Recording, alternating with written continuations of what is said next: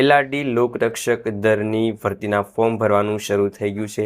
થોડા સમય પહેલાં મેં એક વિડીયો અપલોડ કર્યો હતો કે ફોર્મની પ્રોસેસ વિશે માહિતી આપી હતી કે ફોર્મની અંદર કયા કયા ડોક્યુમેન્ટની જરૂર પડશે, વિગતવાર માહિતી આપી હતી. આજે આપણે માહિતી મેળવવાની છે એટલે કે એલઆરડી લોકરક્ષક દળ પીએસઆઈ કોન્સ્ટેબલ તેનું ઓનલાઈન ફોર્મ કઈ રીતે ભરવું, તેમાં કયા કયા ડોક્યુમેન્ટની જરૂર પડશે. સાથે એ પણ જાણીશું કે કંઈક અલગ પ્રકારનું ફોર્મ હોય જે ધોરણ 12 અથવા કોલેજમાં બીજી ટ્રાય હોય તો તેનું ફોર્મ કઈ રીતે ભરવું, જેનાથી વેરિફિકેશનની અંદર કંઈ તકલીફ ન થાય. એસટી એસસી ઓબીસી વાળા સ્ટુડન્ટને પણ કઈ રીતે ફોર્મ ભરવું તેની પણ માહિતી હું તમને આ વિડીયોની અંદર જણાવીશ. વિડીયો એન્ડ સુધી જતા રહેજો, કોઈ માહિતી રહી ન જાય, કારણ કે આ વિડીયો તમારા માટે મહત્વનો બની શકે છે. તો ચાલો આપણે વિડીયો તરફ જઈએ અને ફોર્મ ભરવાની ઓનલાઈન પ્રોસેસ વિશે જાણીએ વિડીયો તરફ.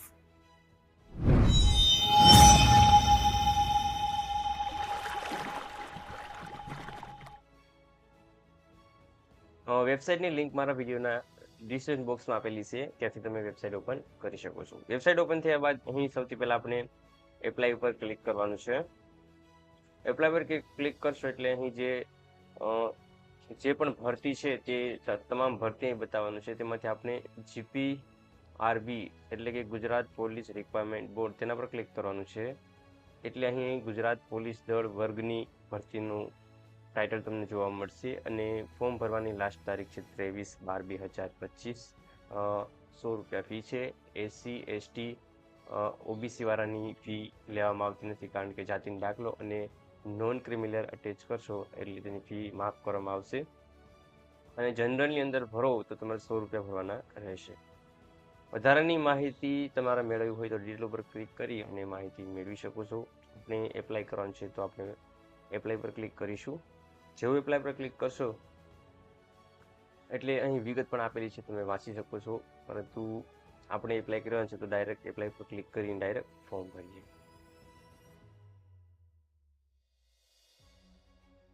જો તમે રજીસ્ટ્રેશન કરેલું હોય એટલે કે ઓનલાઈન જોબ એપ્લિકેશન ઓજસની અંદર જો તમે રજીસ્ટ્રેશન કરેલું હોય તો ડાયરેક્ટ તમે registration number, date of birth નાખી અને એપ્લાય વિથ OTR ઉપર ક્લિક કરશો એટલે ડાયરેક્ટ તમારું ફોર્મ તમને જોવા મળશે. એટલે તમારે ફોર્મ ભરવું નહીં પડે. અમુક વિગત નાખશો એટલે તમે ડાયરેક્ટ ફોર્મ ભરી શકશો.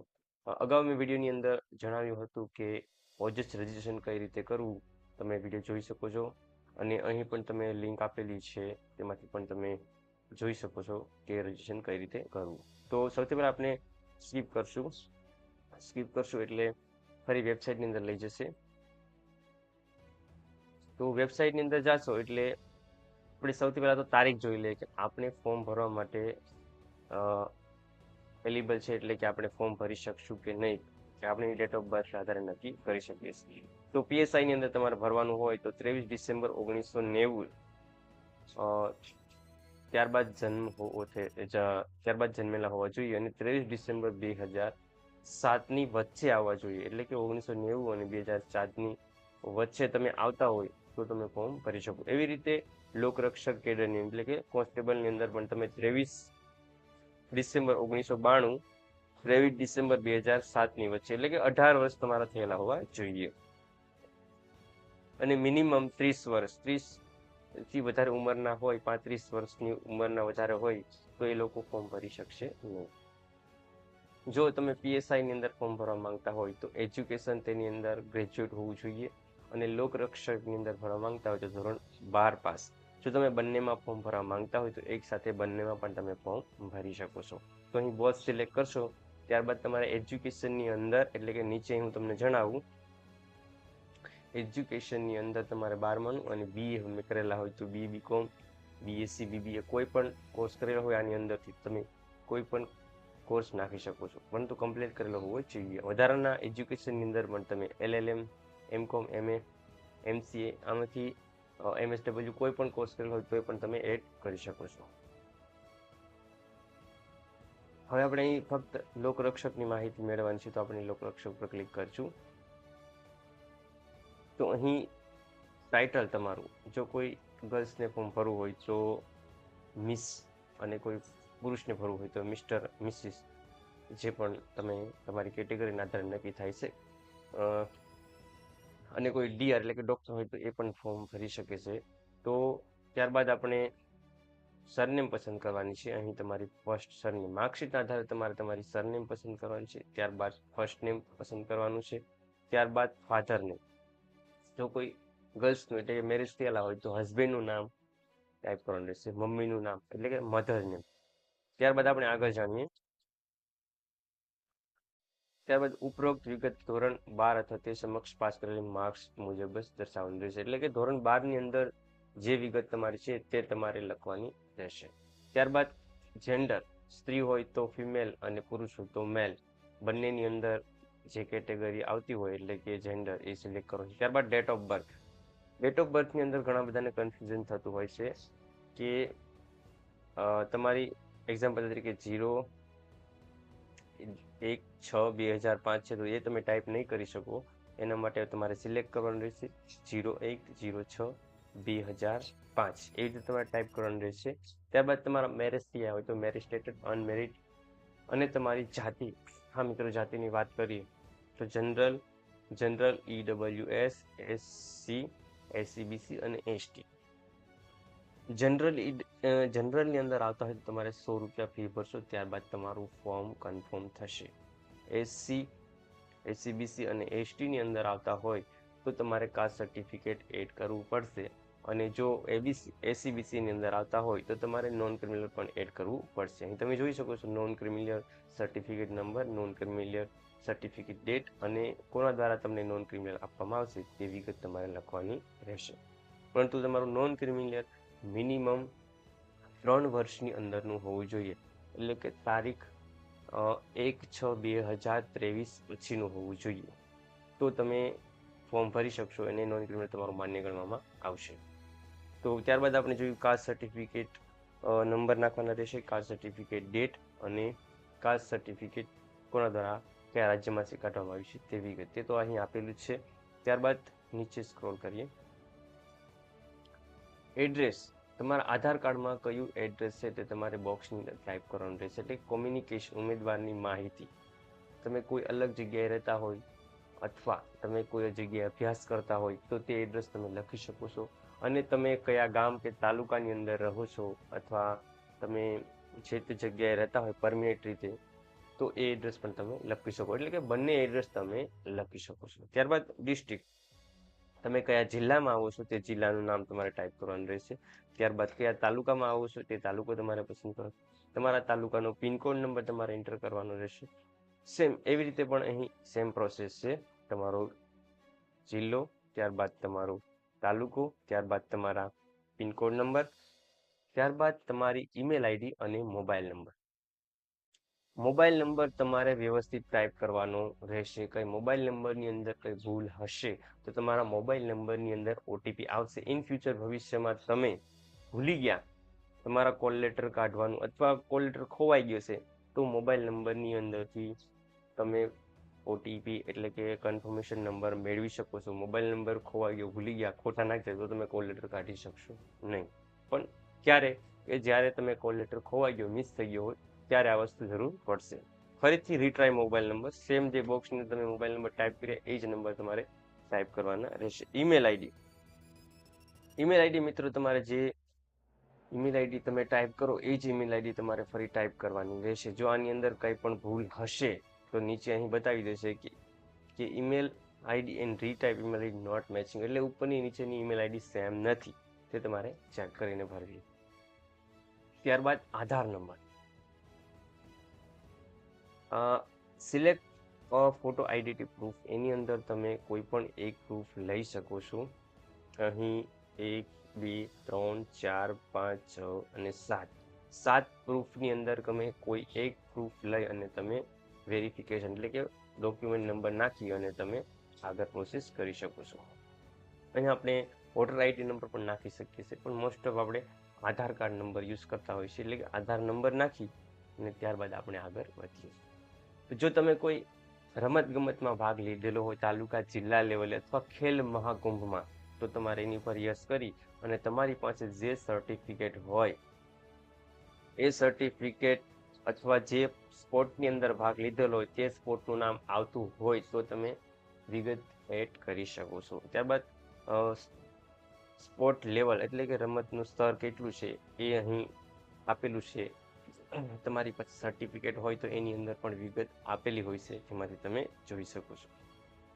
ત્યારબાદ ભાગ લીધાનું વર્ષ, તમે કયા વર્ષમાં ભાગ લીધો હતો તે વર્ષ નાખવાનું છે. ત્યારબાદ રમત પ્રમાણપત્ર આપનાર સત્તાધિકારીનું નામ તમે અહીં મૂકી શકો છો, પણ તમારી પાસે સર્ટિફિકેટ હોય તો, બાકી તમે ન કરી શકો છો.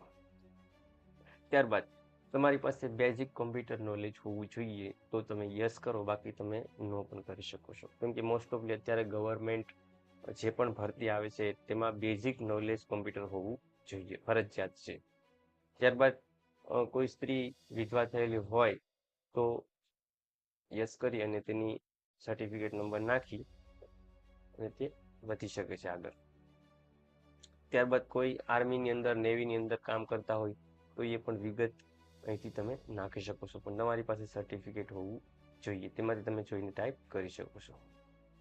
ત્યારબાદ હાલ ગુજરાત રાજ્યમાં સરકારી કર્મચારી તરીકે ફરજ બજાવતા હોય તો તેની વિગત તમારે અહીં લખવાની છે. પરંતુ આ બધી વિગત જો કોઈ સંસ્થા કે અન્ય જગ્યાએ કે અન્ય સ્પર્ધામાં ભાગ લીધો હોય તો પોસિબલ છે, બાકી તમે સ્કીપ છોડી શકો છો. ત્યારબાદ લેંગ્વેજ આપેલી છે હિન્દી, ઇંગ્લિશ અને ગુજરાતી. મોસ્ટ ઓફ બધા લેંગ્વેજ તો બધાને આવડતી જ હોય છે, કેમ કે તૈયારી કરતા હોય અને ફોર્મ ભરવા માંગતા હોય તો તમારે લેંગ્વેજ સિલેક્ટ કરી લેવાની રહેશે. ત્યારબાદ ધોરણ 12ની ડિટેલ તમારે ભરવાની છે, જેમાં તમારે કેટલા પર્સન્ટેજ આવ્યા છે તેના આધારે તમારો ક્લાસ નક્કી થાય છે. કે 50% હોય તમારે તો તમે પાસ સિલેક્ટ કરી શકો છો, અને જો 60% હોય તો તમે ફર્સ્ટ ક્લાસ સિલેક્ટ કરી શકો છો, અને 60 ઉપર હોય તો ડેસ્ટિનેશન સિલેક્ટ કરી શકો છો. બોર્ડની અંદર તમે HSC પણ લખી શકો છો, અથવા GSCB પણ લખી શકો છો, અથવા જે છે એ પણ તમે રાખી શકો છો. ત્યારબાદ પાસિંગ યર્સ, તમે ધોરણ 12મું ક્યારે પાસ કર્યું તે વિગત લખવાની છે. તમે 1 અથવા 2 ટ્રાયની અંદર તમે પાસ થયેલા હોય તો 2 ટ્રાય લખવાની છે.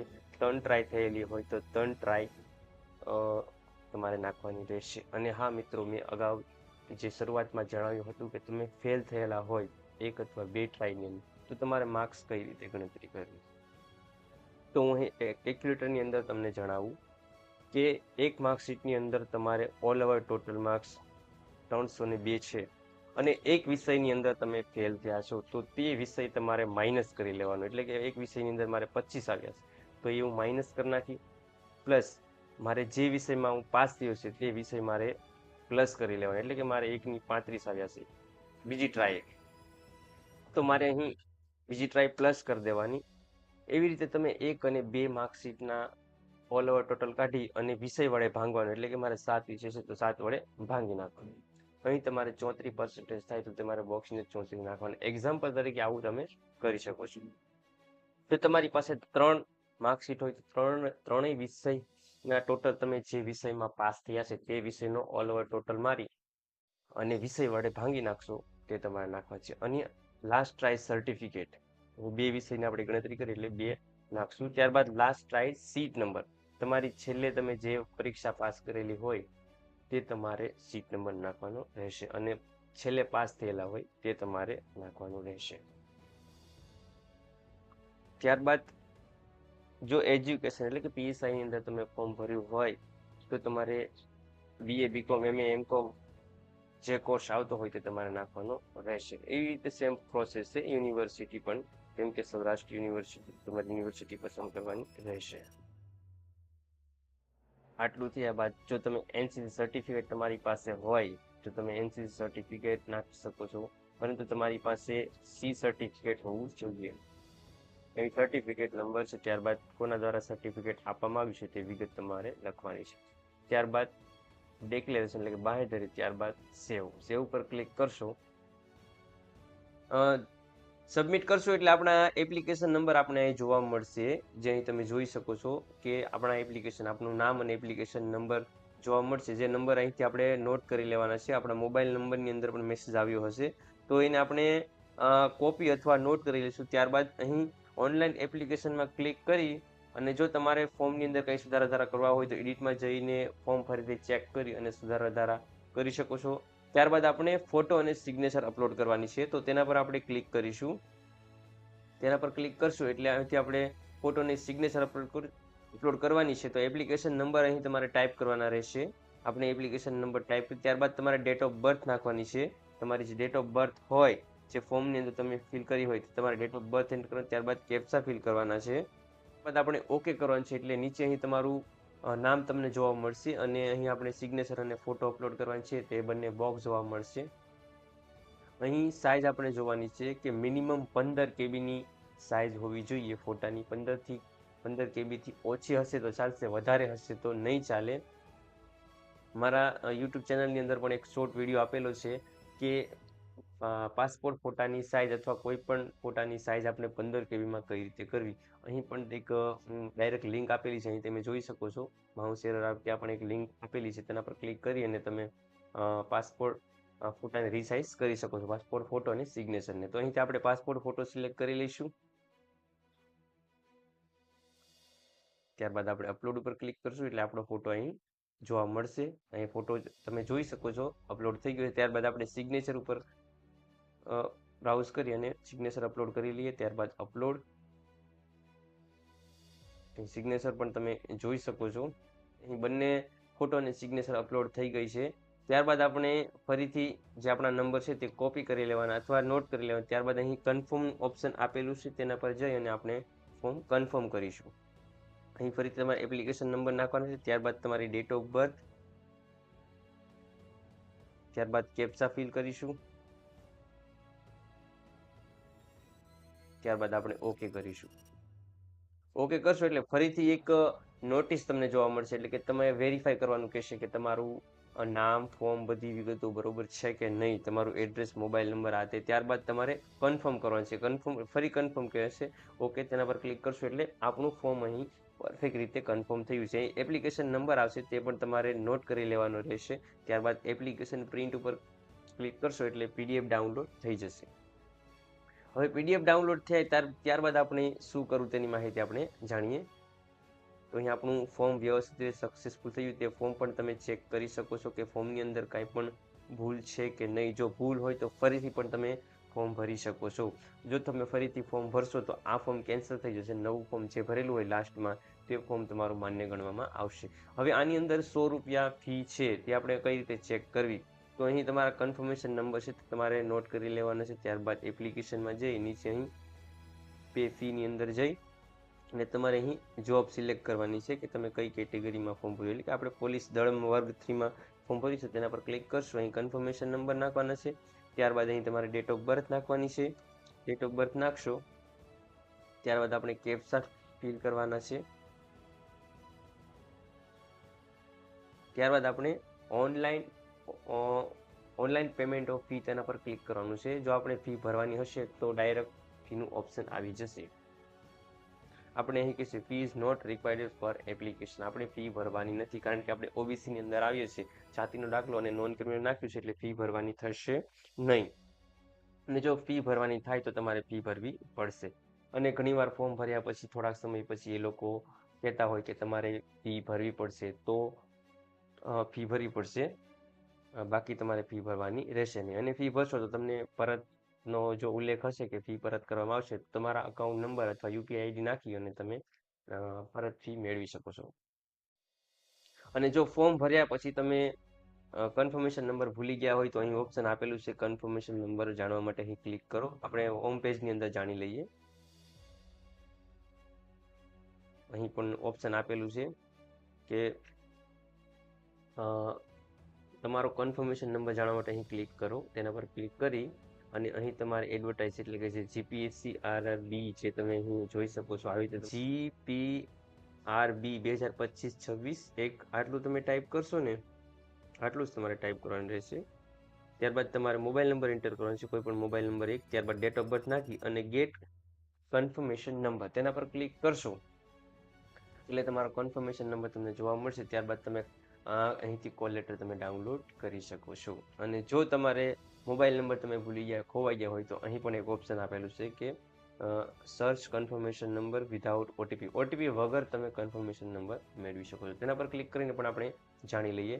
તો અહીં મેં તમને જણાવ્યું કે ઇન્ટર એડવર્ટાઇઝ નંબર, ત્યારબાદ surname, first name, middle name, mobile number, date of birth નાખશો એટલે તમારા કન્ફર્મેશન નંબર તમને જોવા મળશે. ઘણીવાર આવું બનતું હોય કે અત્યારે ફોર્મ તો ભરી દીધું પણ થોડા સમય પછી કોલ લેટર આવવાના હોય તો ઘણાને ફોર્મ ખોવાઈ ગયું અથવા કન્ફર્મેશન નંબર ભૂલી ગયો હોય તો આવી રીતે તમે કન્ફર્મેશન નંબર મેળવી શકો છો. વિડીયો ગમ્યો હોય તો લાઈક, કોમેન્ટ તમારા મિત્રોને શેર કરજો. નવી માહિતી તમને આ ચેનલની અંદર મળતી રહે છે. ચેનલ સબસ્ક્રાઇબ કરો, તમારા મિત્રોને શેર કરો. ધન્યવાદ. તમારો દિવસ શુભ રહે. All the best.